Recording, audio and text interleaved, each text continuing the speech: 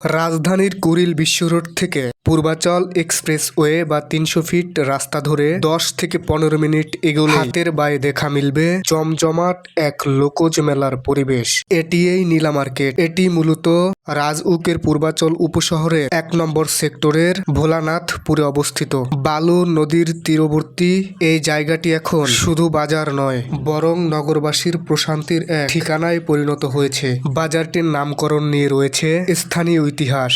রূপগঞ্জের স্থানীয় নারী নেত্রী নীলা আক্তারের উদ্যোগে এবং নির্দেশনায় এটি গড়ে ওঠে বলে এর নাম নীলা মার্কেট। একসময় এটি সাধারণ কাঁচা বাজার হিসেবে শুরু হলেও এখন এটি ঢাকার অন্যতম বৃহত্তম ওপেন ফুড কোর্ট। নীলা মার্কেটের প্রধান আকর্ষণই হলো এর বিচিত্র খাবার, বিখ্যাত হাঁসের মাংস ও চালের রুটি। এখানকার সিগনেচার ডিশ হলো কষানো হাঁসের মাংস আর গরম চালের রুটি। শীতে বা বর্ষায় এর স্বাদ নিতে দূর দূরান্ত থেকে মানুষ ছুটে আসে। বাজারের প্রবেশ পথেই সারিবদ্ধ মিষ্টির দোকান। এখানকার বালিশ মিষ্টি এবং গরম রসগোল্লা অত্যন্ত জনপ্রিয়।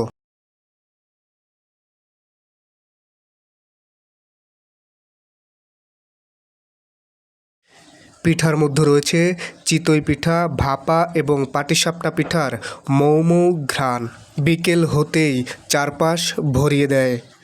বিকেল ৩টার পর থেকে খাবারের দোকানগুলো জমতে শুরু করে।